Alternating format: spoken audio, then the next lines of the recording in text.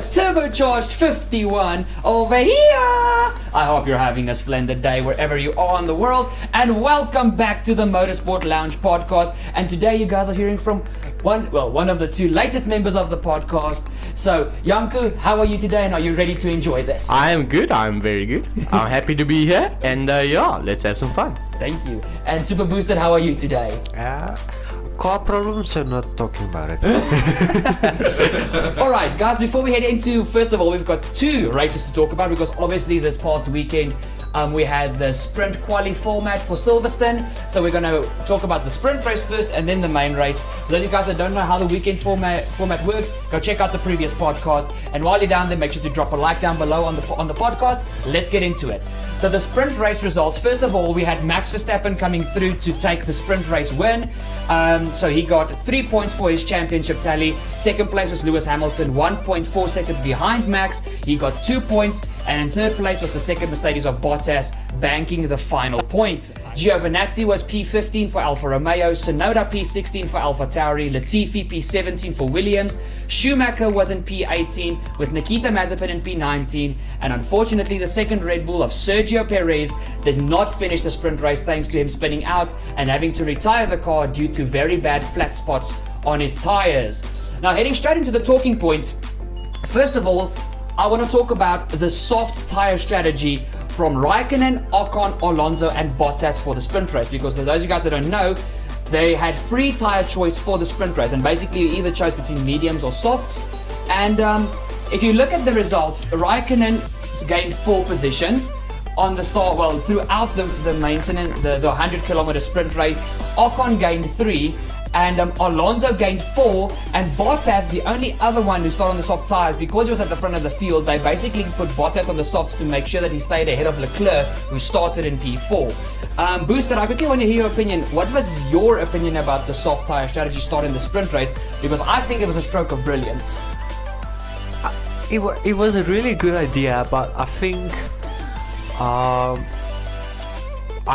if I had a choice, if I were there, I would still choose the mediums, because the pace, especially Alonso, he dropped a lot at the end of the race. He dropped a lot of places. Very true, very true. I mean, even Leclerc started to catch Bottas in the final 5 laps of the sprint race, but if you look at everybody except Bottas, they still gained positions. And if you remember, the sprint race was basically qualifying for the main race. So it did wonders for Raikkonen, Ocon and Alonso. Janco, what is your opinion about the soft tire starters for the sprint race? Well, I think it was genius, but I think they hoped it would end differently, because I'm sure they hoped that it would last the whole race. Very true, because they basically just lost 12 of the 17 laps, and then the last 5 laps, I mean, even Alonso, he was 2 seconds a lap slower than the 2 McLaren. Yeah, exactly. That's why I agree with Boosted. For if they had gone for the mediums, they would have had the pace and the longer lasting tires. So maybe that would have worked better, but I don't know. Yeah, very true. But the thing is, the soft tires were strong at the start, because I mean, look at Alonso. I can't remember where Alonso qualified exactly, but I think he gained something like 7 positions from within the first lap, and he only lost 3. If you think about it, so basically he gained 4, lost 3.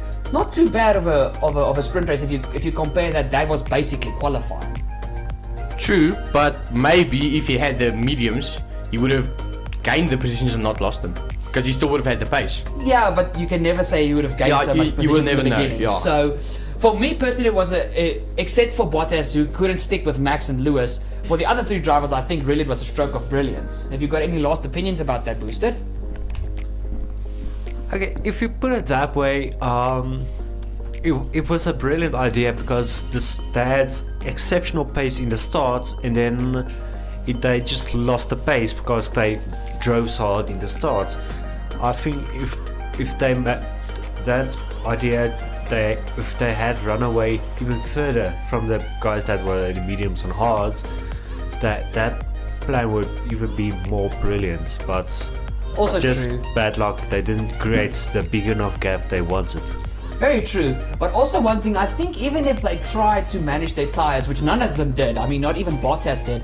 Look at Silverstone last year. I mean, the first race, we had 2 races at Silverstone last year with the whole COVID pandemic. And I mean, Hamilton ended the race on 3 tires. We know Silverstone is very tough on the left front. So, and don't get me wrong, I think all 4 of those drivers knew they were taking a massive gamble starting on the softs.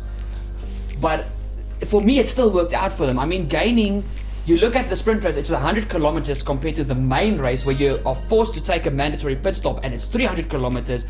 In a third of the space, they gained an average of 3.5 positions through all the drivers. Yeah, it was really a brilliant idea. Let's say if it was other people had the car to keep their pace up, and Very true. let's say like either the McLarens or one of them maybe did it, I think that, let's say Norris did it, he would have made an impact on Leclerc and Bottas. Very true, very true. But going on to the next topic, we talked about it a few minutes ago about the fantastic start from Fernando Alonso, but also not just the fantastic start. Alonso's defending, yes, the 2 McLarens got through, but Alonso defended exceptionally well. And let's be honest, the Alpine was not one of the quickest cars this weekend. Once again, Alonso drove the wheels off of the Alpine. Yeah, he started brilliant, and when the tires went off, he defended brilliantly, because I think he's really getting used to that, the car, and with his experience, he knows where to put the car, where it's just not enough space for him to overtake. Very true, very true. Janco, what was your opinion on Alonso's start? Because, I mean, I think literally he gained like 7 positions just on the first lap. You see, I know he's one of your all-time favorites, and I really do like him, but it just shows that he doesn't have to have the quickest car to have to show his skills. Exactly. By the way, today is Fernando Alonso's birthday. He turned 40 today, so on the day of recording the podcast, happy birthday, Fernando. But yeah, also I honestly just think Alonso, like Buta said, he's finally getting used to the car. I think he is used to the car now, because in the beginning of the season, Ocon outperformed him second to none. So, and now he's the one outperforming Ocon. He's starting to do exactly what he did to Van Dorn back in 2018. So, yes, the question, it's not in the talking points, but I want to pose it to you guys. And Janco, I'm going to ask you first. Do you think Alonso is going to absolutely trash Ocon for the rest of the season? Yes. Why do you think so? Because I believe he has the experience and the skills to really be at the top of the grid. Honestly, I think he has the skills to drive for the bigger teams like he did with Ferrari, but he can help Alpine win the championship. I believe it. Especially with next year's technical regulation change. Exactly. For all we know, like me and Booster laughed the previous podcast, Bottas might get dropped by Mercedes and go to Williams. The Williams can be the quickest car next year. Imagine that story. You get dropped by the top team on the grid to go to the worst team. Then next you year beat the them with the fastest, slowest team. and then you become world champion. Anything can happen next year. So I think, well, the WTF1 podcast said that according to them, they think the 2 strongest pairings on the grid is Leclerc and Sainz and Ferrari, and Alonso and Ocon and Alpine. And Tommy said something very interesting. He said, yes, Alonso might be the second oldest driver on the grid like Kimi, but Kimi has proven multiple times you don't have to be one of the young guns to still actually race. And Kimi is not racing at his full potential. He's just there to basically enjoy himself, and look what he is still able to do. So if Alonso plays his cards right and they develop that Alpine next year to be a quick car, he can still get his 3rd world championship. I really believe he can. I don't know. For me personally, I didn't know him. I don't know him very good. Like, you know, I'm new to this whole thing. I only started watching it from like this year. Yeah, Because I was never interested, but then you hooked me. Yeah, his fault. It's a pleasure. Yeah, thank you. But yeah, I don't know. I watched like the series on Netflix. Oh yeah, Drive to Survive. Yes, and I saw what Alonso has done for everyone, like McLaren and everything. And I really do believe he has the skills to take the 3rd world championship. Very true, very true. And Booster, just quickly, your opinion on the whole Alonso Ocon thing. Do you think Alonso's going to trash Ocon like he did with Van Dorn? I don't believe he's gonna, probably the chance of him beating him is there, but my opinion is I think emotionally Ocon is maybe that little bit stronger in emotion wise, but I think Ocon needs to take it with, okay, he needs to look where Alonso is faster, and that's how he will grow as a driver, because I think Alonso is he's at the limits like out of the car, and he's gonna start pushing for upgrades. Very true, very true. I read a leak this morning, no actually yesterday morning, that Alpine and Aston Martin have officially moved all their staff and resources towards next year's car. The only teams that have not yet done that is Mercedes. According to them, they've got still 5% of their resources and staff working on this year's car to give Lewis a chance to beat Verstappen, and Red Bull are still on 15%. Those are the only two teams that are still developing this year's cars. The other 8 teams have already started developing next year's car. And like me and Janco just said, if Alpine pull off a masterstroke here, do you think Alonso can win his 3rd title and Ocon can be a good, I want to say, Bottas towards Hamilton for Alonso? Could be made. Yeah. I think if the Alpine next year is fast enough, it will be, his chance is there. But next year everyone will need to adapt to the car. Very true. It's gonna be very strange and uncomfortable, because the car will understeer and will spin and will do everything more than this car does. Very true. I think it's going to be, for all the drivers on the grid, it's going to be a big adaptation year next year. But the thing is, the team that's going to adapt the quickest is most probably going to be the team that's going to do the best of the season. Not necessarily win, but they're going to have the best consistent performance. Yeah, I also believe so. The team that hits the ground best next year is, I want to say, is the team that most probably can win next year. Very true. And I don't know, I know, Janco, you don't have so many leak pages that you follow like me and Boosted, but there was also a big leak that obviously, except for this year, the previous years where the pre-season testing was held was at Spain, at the Circuit de Barcelona, Catalunya. The FIA have started working on a plan to have 2 weeks of testing in Spain, and the final 2 weeks before the season starts, there's going to be testing in Bahrain. Because after the testing this year in Bahrain, the teams thought that Bahrain was a better test facility than Spain. So there's a lot that can happen. But we'll talk about that in a different podcast. Moving on to the next topic, and Janco, you can keep the mic. Okay. Can I? Okay, wait. Just it is like he wants to say something. Just now. quick disclaimer. All 8 teams are fully focused on next year's car, and Mercedes are 5% and Red Bull 15%. Yes. Just think about it. Red Bull and Mercedes are so quick, and they're actually at 15 and 5%. Imagine if they went full outs. No. It would be a 2014 situation again, where Rosberg and Hamilton were 3 seconds quicker than any other car. Yeah. It would be the same situation. I mean, just look at last year. The first race we had last year was in Austria for the Red Bull Ring. Hamilton got pole in the wet, which means when it's wet, that was surprising. The cars are closer because it's based on driver more than the car. And Hamilton and Bottas were still on pole. The closest car to Bottas was 2.7 seconds slower in the wet. So if they were putting 100% of effort into their cars, it would be the same situation. Teams like Ferrari and McLaren, who are the next cars to be there if Mercedes and Red Bull mess up, they wouldn't be in touching distance. You would basically see Perez, Verstappen, Hamilton and Bottas lapping everybody up until 5th. But yeah, I think this is also like they wanted to say they want more racing. I think that's why Red Bull and Mercedes don't want to put all their resources in the new car, because they know they're going to be too quick for anybody else. Yeah. And they want the racing, they want to entertain the people, because if they're too quick, there's not going to be any racing. It's going to be Mercedes and Red Bull racing for 1 and 2, and then the rest of the grid. Exactly. So it's not going to help anything. Exactly.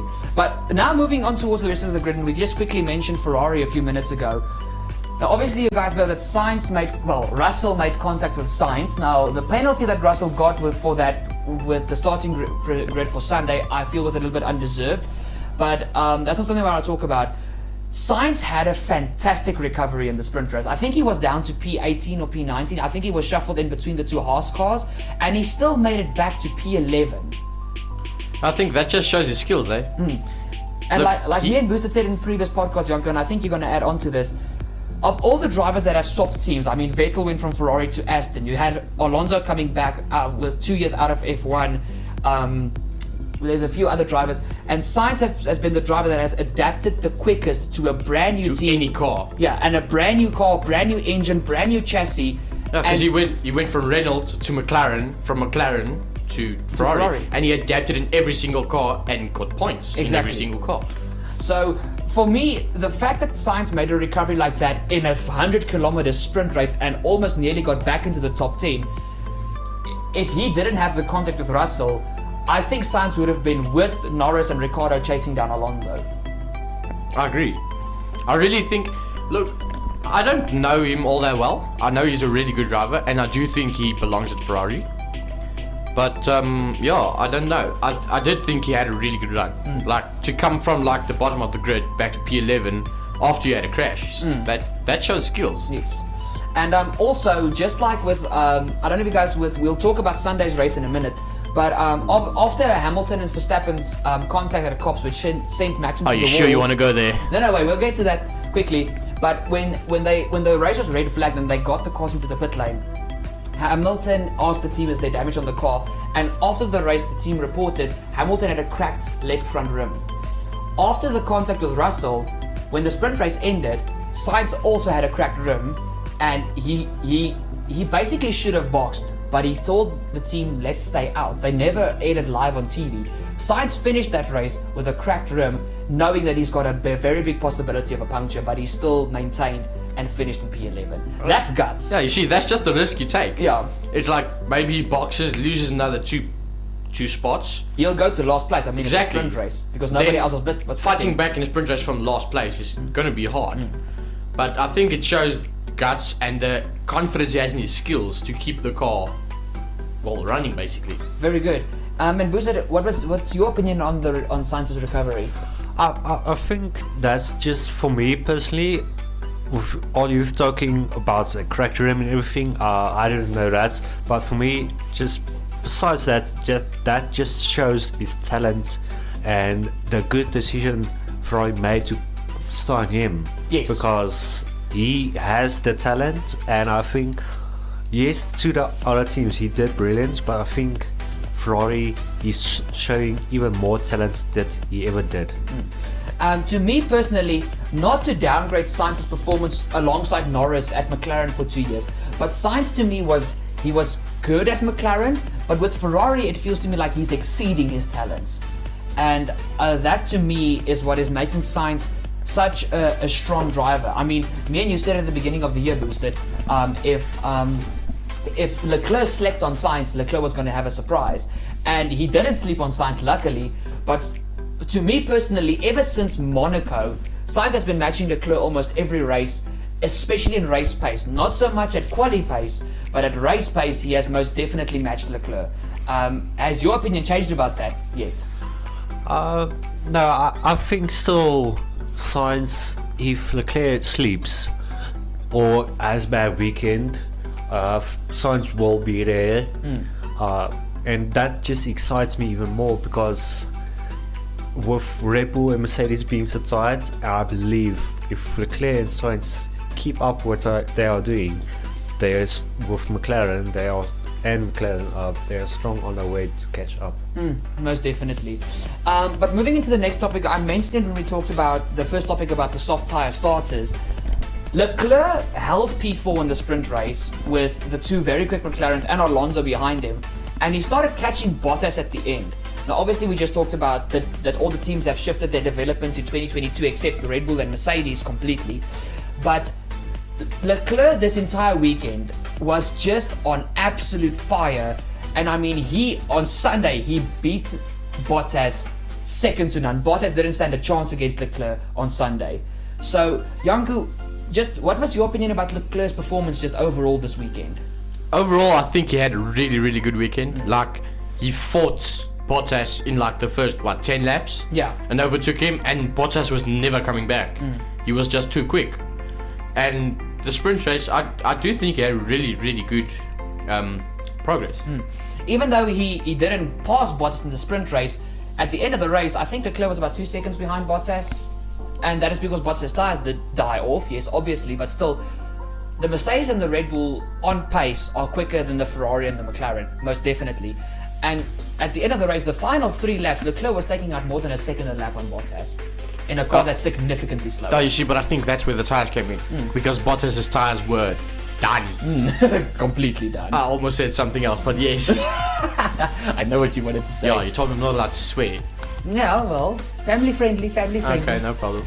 But yeah, I think that's where the tyres came into play, because I think if Bottas had fresh tyres, he would have still had the gap. But that's what I thought on Friday with the sprint race. But then Sunday came and just didn't work. They were both on fresh tyres and Leclerc just outran him. Yeah, Bottas didn't have an answer to Leclerc at all. And Booster, just based on, we're going to talk about the main race now, but just what was your opinion on Leclerc's performance this entire weekend, this past weekend? I think he did really brilliant. Just it was sad for me he didn't get the win. Talk to a Ferrari fan, aka me. Yeah, I will, when we get to the Sunday race, I will go in further detail with that. But I think Leclerc, he found also, like Alonso did and Max did and everyone did, he found something in the car he's very comfortable with. Oh yes. And he's just in that groove where he's now just, I think he's gonna get faster and faster, and he's get more comfortable, and he's gonna get more willing that word willingly that word to take more risks. Oh yes. And that's gonna be more exciting, because I think we never saw at some points we saw what risk he's willing to take, but not as much as this year. Yes, the last time we basically saw Leclerc take risks was back in 2019 when he signed for Ferrari alongside Vettel, because in 2019 the Ferrari still had decent pace. But last year the Ferrari was an absolute donkey, we know. And this year the car is much better, but it's still not at the front where Leclerc wants it to be. Yeah. And now that he's starting to get comfortable, like you say, he's pushing for those bigger moves, the bigger points. And that is where Norris and Ricciardo have got a problem with McLaren, because Leclerc, as well as Sainz, are starting to, every race they're a bit quicker, and they're racing harder and harder. And that even Zach Brown mentioned after the British Grand Prix, he's actually worried about Ferrari because every race they are getting more consistent. He said if it wasn't for Sainz and Russell's contact in Saturday's sprint race, nothing against his drivers, but he thinks that Sainz would have finished ahead of the two McLarens, and then Ferrari would have had a massive gap in the constructors.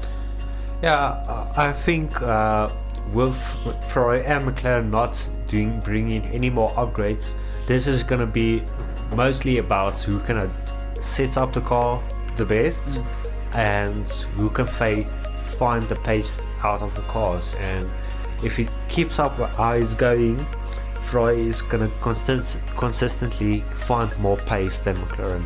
Very true, very true. But we'll talk more about Ferrari in the main race topics. Alright, into the next topic of talk. Basically, this is going to be a quick one, but Perez's spin in the sprint race was massively costly. I mean, Janco's getting a bit red because Janco is a big Red Bull fan, and he knows what they did to Perez's weekend after he spun. I think it was lap 7 of the sprint race, if I'm not mistaken, because he was behind Ricciardo and Norris in the two McLarens.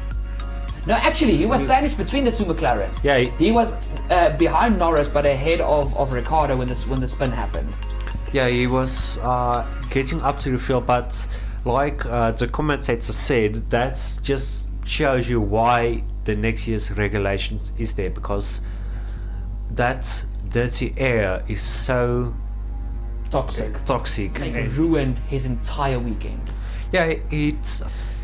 I think it's.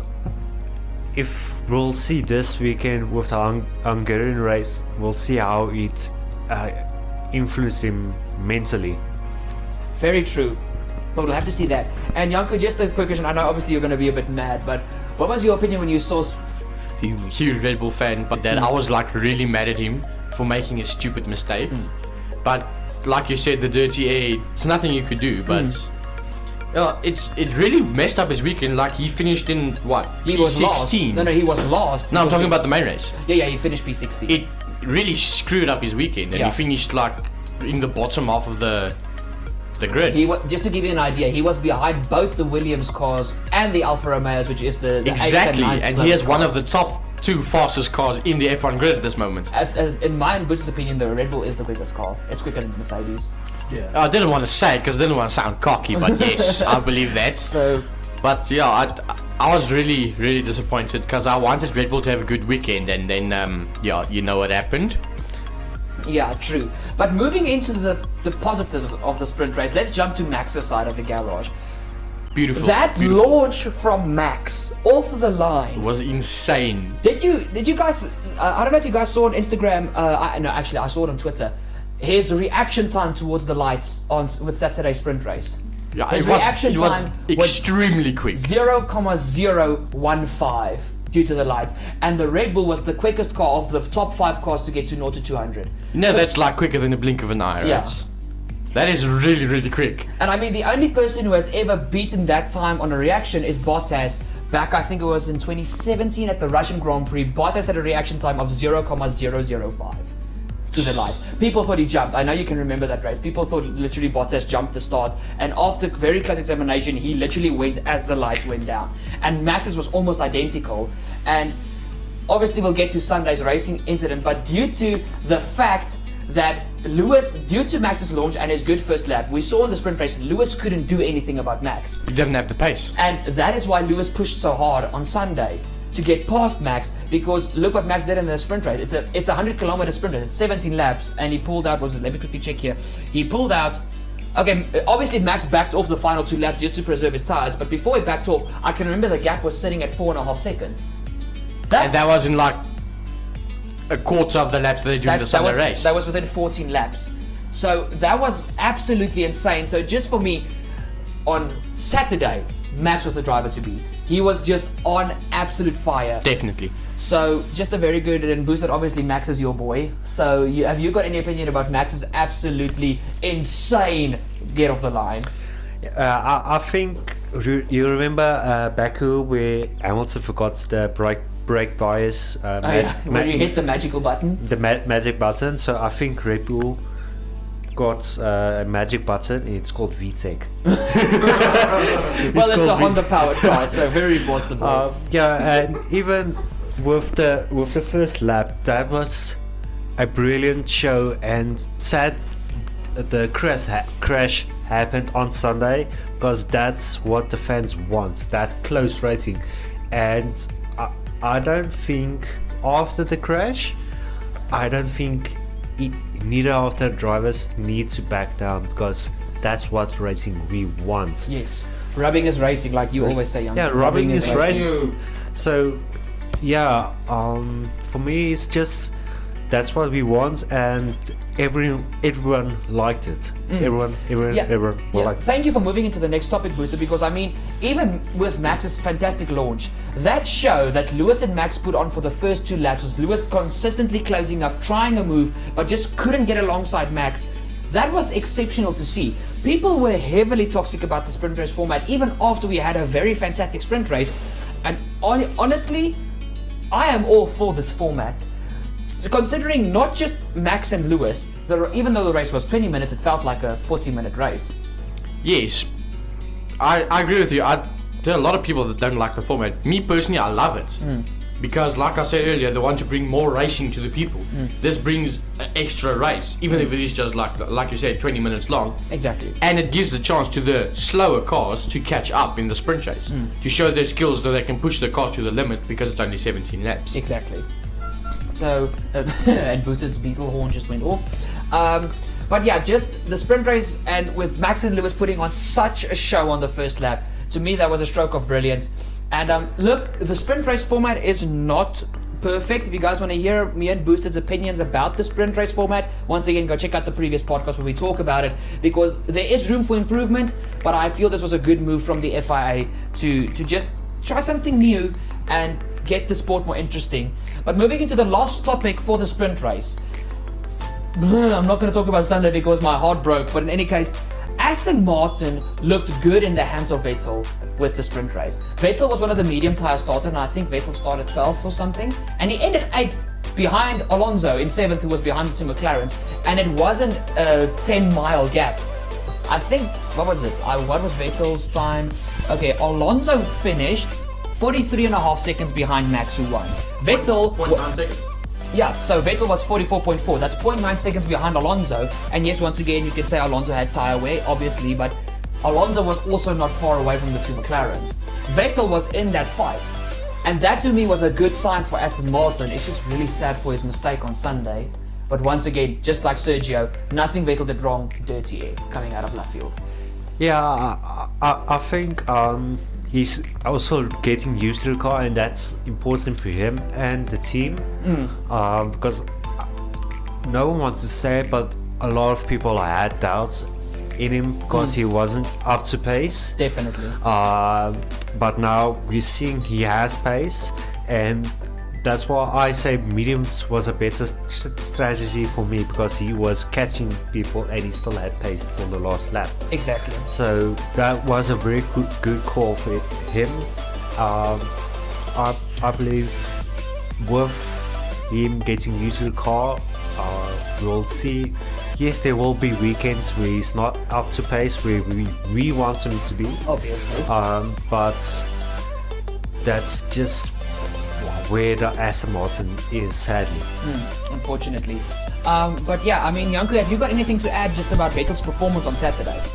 Look, on Saturday, I think he had a great performance. Like, really, he, like you said, he caught up with the top guys, given everything that's going on. New car, new everything, new team. I really think that, once again, it shows skills. Experience, skills, everything.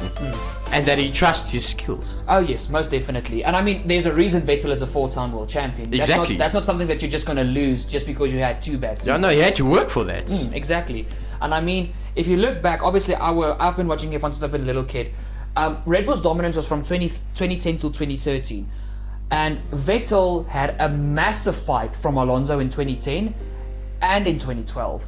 In 2011, he had Button and Hamilton, which at that stage was back in McLaren. Button also a former world champion, which was giving Vettel hell. And in 2013, it was his own teammate Mark Webber who was giving him a fight.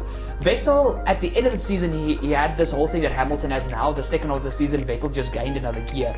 But he was never out of the dark. And Vettel is a 4-time world champion. He got that reputation not due to just having a freaking quick car. Vettel was a quick driver, and he still is. And he's slowly but surely getting his confidence back. And that is what I can't wait to see. I mean, we said at the beginning of the podcast, next year any car can be the quickest. If it's Aston Martin and Vettel is back where he was, or at least just on reasonable pace again, Vettel can get his 5th title, like his racing number. Same with Alonso. If he, like you said, with the regulations and everything, there's no telling who will be the quickest car. I think if Vettel and Alonso are at their pace that they once were when they won the championships, we're going to have a hell of a battle next year. And I mean, besides Hamilton and Raikkonen, the reason Alpine and Aston Martin recruited Vettel and Alonso is because of their experience, and they know how to develop a car. Janco, really? Sorry guys, Janco's. The day we get a webcam, you guys are going to see this whole crazy scenario, not the point. But I mean, Otmar Schaffner, the team not the team principal. That is Lawrence Lance Stroll's team dad. manager. The team manager, Otmar Schaffner. When he and Lawrence Stroll talked, and you can actually see it on Drive to Survive. They, as soon as Ferrari released Vettel, they pushed the contract in front of Vettel as quickly as possible, because Lawrence Stroll made it clear he wants to see a sign of future world champion, and he wants to be the team boss of a world championship team. And honestly, I can't see anyone better, with all due respect to my hero Alonso, I can't see anybody better than Sebastian Vettel to do that. Because before Red Bull was Red Bull, they were a back market team like Williams and Haas are now. No, and then he came in and made them champions. Exactly. Made them the name they are today. Exactly. So actually Max has got Sebastian to thank for that very good developed team. But not the point, guys. That was the talking points for the sprint race. Now let's head into the results for the main race. So on Sunday, Lewis Hamilton won for Mercedes and banked a full 27 points. Actually, something that was interesting to me, the fastest lap on Sunday counted 2 points, not 1. So that's why Lewis got 27 points. Charles Leclerc was in P2 for Ferrari, 3.8 seconds behind Lewis, and he banked 18 points. Bottas came in P3, 11 seconds behind Hamilton, and gained 15 points. Norris P4 for McLaren, P5 for Ricciardo, P6 was Carlos Sainz in the second Ferrari. Alonso was in P7. He maintained his position throughout the race. Fantastic performance from Alonso because the Alpine was not a top 10 car this weekend. He was 7th. Lance Stroll had a fantastic recovery from not an optimal performance in the sprint race to get himself into P8 and banking 4 points. Ocon was in P9 for the second. Well, both Alpines did fantastic, and he got 9th. 10th was Yuki Tsunoda for AlphaTauri. Very solid weekend from Tsunoda when it came to Sunday. Gasly was in P11 in the second AlphaTauri. George Russell in P12 for Williams. Giovinazzi P13 for Alfa Romeo. Nicholas Latifi P14 for Williams. Raikkonen in P15 for Alfa Romeo. Perez in P16 for Red Bull. Mazepin in P17 for Haas, with Schumi in P18, and the 2 DNFs was Sebastian Vettel for Aston Martin and Max Verstappen for Red Bull. Now here is where the big talking points are, and let's start with the elephant in the room. The Hamilton-Verstappen crash on the first lap at Copse. Now, Janco, we're going to start with you.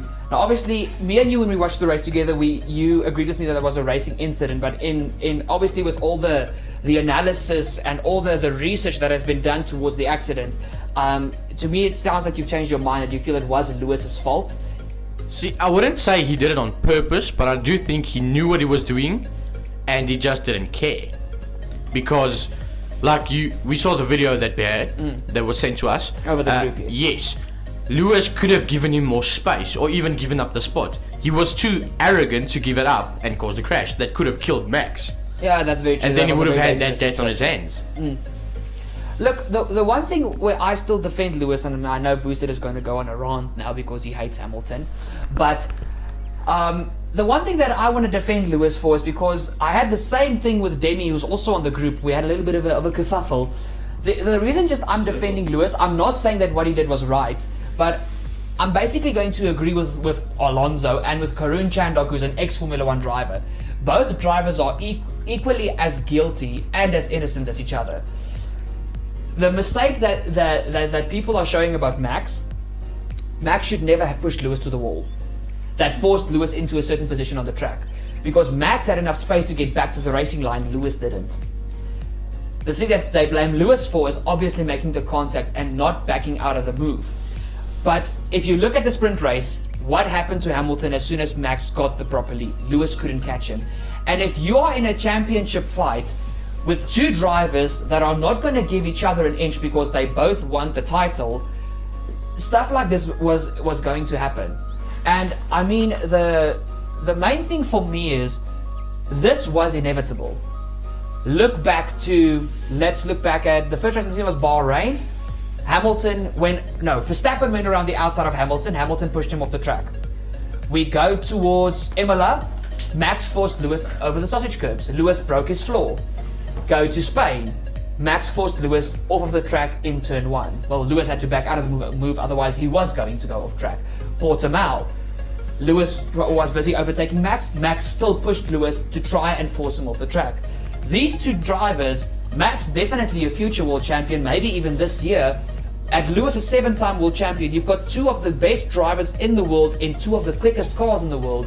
You cannot expect of them to not battle this hard. This crash was inevitable, and not to be a pessimist, but this is not the last time I think they're going to make contact this season, and I don't think this is the last time that one of them are going to have a crash which is caused by the other. Yeah, I don't feel, in my personal view, we all know both of them could have given in the turn, give each other more space, but it didn't happen. And what I hope, they don't simmer down the battling, because exactly. We all like it, and both of the drivers were just desperate to get ahead of one another. Yeah, because the car who was going to lead was the car that was most probably going to win the race. Yeah, and we know Max, he won't give us an inch, because he's just that ruthless, and his dad was that ruthless. So mostly got that from his dad, and I think Lewis is just fired up because someone so young is pushing him so hard. Like in the last couple of years, he hasn't been pushed this hard. Yeah, the last person who pushed him was Vettel back in 2018. Yeah, 2018 is like what? That's 3 years now. Three. Okay, well, 2 years with being at the top of the mountain, no competition whatsoever. Now for the third year, he's got this massive challenge from Max. Yeah, you see, I don't think he's used to the battle. I think he forgot what the feeling is in a battle, and then this year it came to him. Stop it, pushed it, damn it! But yeah, I think that this year he just got like a surprise. Like he wasn't expecting Max. Like I saw last year, he was there, but not really. Hamilton won by like what, 80 points or something. Yeah, Hamilton won the championship. I think with like 4 rounds to go. Yeah, and then he already won. There was no chance of catching up. But this year he got a hell of a surprise with Max giving him a run for his money, and Red Bull. Exactly, because they have the pace this year. But yeah, I don't think that Max has the attitude that he will give without, chasing the limits. Yeah, no, that's completely. Me and Booster talked about it in the previous podcast. We referred to Max, I think, as a pit bull dog. Max is one of those drivers. You give him a thumb or you give him a finger, he's gonna take the hand. But Lewis is the same. I mean, obviously, you guys didn't watch F1 back then, but when Lewis won his first championship back in 2008, when he fought Felipe Massa, Kimi Raikkonen, and who was the third driver in the battle? I can't remember. But when he fought, basically, it was Raikkonen and Massa, the 2 Ferraris. Lewis was like Max is now. Lewis didn't give space when you were fighting Hamilton. Everybody on the grid, they even said, when you come up behind Lewis or when he's coming up behind you, that was the most stressful moments of your Grand Prix, because you knew, okay, I've got a problem now. I need to defend for my life, and I need to be a bit dirty just to make sure I keep the position. If I want to pass him, I need to dummy him. And the thing is, now the fact that Lewis is doing exactly what Max, the fact that Max is doing to Lewis exactly what Lewis did to the other drivers when he won the championships, I think it's reawoken that whole thing of Lewis's. The whole thing is now that Lewis is facing a driver that's like him when he was 10 years ago. I think it's reawoken this fighting spirit in Hamilton once again, which has paid dividends towards the crash.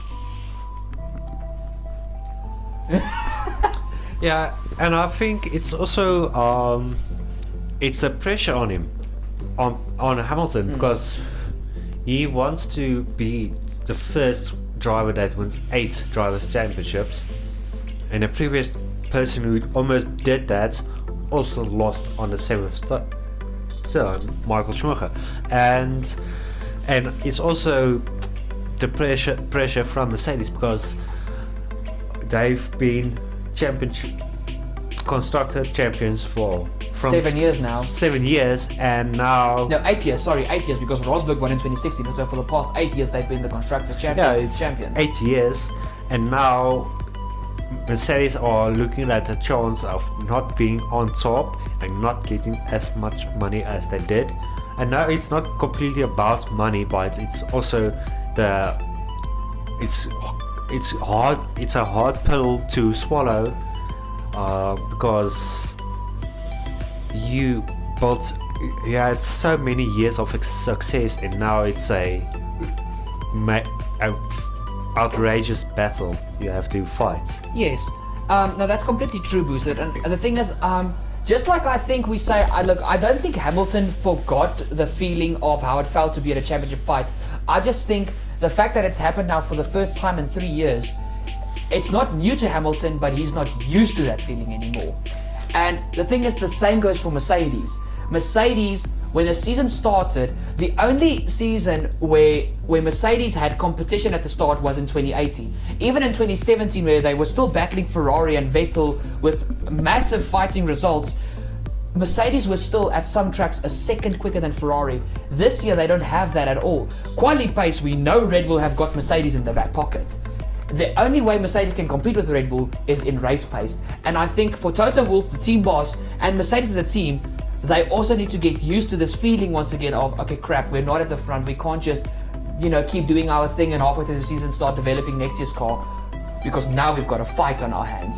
And to me, this fight represents to me Brock Lesnar when he always takes off his gloves in the octagon or in the WWE ring. Now we're getting into my domain. When the gloves come off, that's you when you know the fight's going to get bloody. And that is how I see this fight between Mercedes and Red Bull and Verstappen and Hamilton. They are both not going to give an inch. They both want this title, and both teams want this title. Red Bull want to be world champs again. It will be the first time in 8 years that they will win a championship, and Mercedes want their 9th in a row. Hamilton wants his 8th. So it's just a situation where neither team or driver is going to give an inch, and unfortunately, crap like this is going to happen consistently. You know how I feel about Hamilton. I don't like him. You and Booster feel the same about him. Exactly. My father likes him. I don't. Not at all. Basically, everybody on the groups feels the same way about Hamilton except me. Except you. You know what? Nee. I'm not a Hamilton fanboy. I just respect Hamilton a lot for what he's done. Look, I have respect for him. Like, after the crash, he immediately asked, "Is Max okay?" He went to visit him, everything. But yeah, I think the race, the grudge match between them is just gonna get worse. And I think they're both willing to literally put their lives on the line to win the title. Most definitely. Even if it is entertaining for us watching the races, I don't think it's safe. No, it is most definitely not safe, but I mean... but like, why in F1 is safe? Yeah, I mean, even if you were busy watching Drive to Survive, these drivers know what they're getting themselves into every time they get into that cockpit. And the thing is, they won't be doing this if they were scared or not passionate. They understand the risks every time they get into that car. Yeah, like, seriously, I would... Like, you know how I feel. I love speed, but... Yo, that's quick, eh? Like, you went into that crash, like, what? 280? They entered the corner, well, Lewis was on 320 kilometers an hour thanks to the slipstream. But when they bagged the tires, they were both sitting at about 280 kilometers an hour when the contact happened. It was a 51G crash. That's like more than a ton. He weighed 6 months. Exactly. That's like, imagine like 3 elephants hitting the wall at 250 kilometers an hour. Max's impact to the wall after he went through the gravel trap was still, I think it was 234 kilometers an hour was the impact against the wall.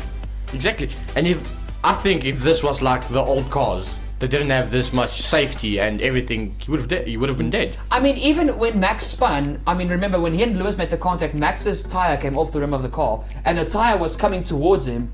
It didn't bounce off the halo, but I mean, let's just quickly change the scenario. Imagine the tire did go towards Verstappen and they didn't have the halo. Max would have had a very bad head injury. Maybe even broken his neck. Exactly. You never know. So, well, to talk about that, very, very well done towards the technological advancements to modern racing cars. But just to finish off with this topic, I'm going to ask you guys, give your answer with a quick reasoning. The accident. Racing incident, Hamilton's fault, or Verstappen's fault? Can I give 2? You can give your honest opinion, yes. Honest opinion, I know it may have been a racing incident, but I do think that Hamilton could have backed off a little, or maybe even Verstappen. And why is because, like again, we saw the video, there was a previous one at that same corner where they both of the cars came out fine. But this time, he was just ruthless. He didn't want to give space, and he caused the crash that could have, again, killed Max. And that would have been devastating. Exactly. Boosted, your opinion? Okay, I don't think he would have been killed, in my honest opinion, with the safety of these cars. And with the every driver knows the danger. Like Nicky Lauda said when he was racing, there's always, I think it's less now, but in the 70s there was a 20% chance of you dying that year. And all the drivers know they have a risk that something can and will go wrong. And my personal opinion on the crash, yeah, I don't like Hamilton. I don't like him, but I see it more as a racing incident because they are two titans fighting, and I want that to keep up. Yes, Max got I'm shouting for Max and he got the wrong side of the whole deal, but everyone wants that fighting, and yes, with that fighting, there's gonna be these crashes. Exactly. And just to give my opinion quickly, looking away from all the negativity, yes, Lewis won the race, but the championship now, and that is my final topic of the topics in the main race chat, the championship's back on, because Lewis and Max are now separated by what, I think it's like something like 6 or 7 points. So the championship is back on. So for that, I am not justifying the crash, don't get me wrong. I also had a big scare because Max was also, when they went on the team radio, Max was very badly winded. I don't want to see drivers just crashing into each other just to make a championship challenging. But this has basically restarted the championship, which I'm grateful for, because after Max won France and both the races at Austria, Max was starting to build a solid lead. So, and now also not just the drivers, but the constructors as well, because Perez was out of the points. So, not just the drivers, but the Constructors' Championship is also back on. And for me personally, that's a great thing. So that's something that it makes me more excited for the second half of the season. And finally, my personal opinion about the crash, and it hasn't changed, it's still a racing incident. Like Karun Chandok said, both drivers are equally as guilty and as innocent. But like Boosted said, you've got two titans fighting, which both will not give an inch to one another, fighting for a world championship and wanting their teams to succeed. So this is inevitable, stuff like this is going to happen, but me personally at that situation, looking at all the factors, entering that corner at 300 plus kilometers an hour, Max squeezing Lewis to the wall, Lewis not willing to back out, and just heavy fuel at the beginning of the race, they're carrying 110 kilos of fuel, the cars are more unstable than usual, and just both of them knowing the driver that came out of that first lap leading the race would probably have won the race. All those factors taken into one, I honestly feel, even though Max came out on the worst side, I feel that was a racing incident. So, but let's move on, otherwise we're going to...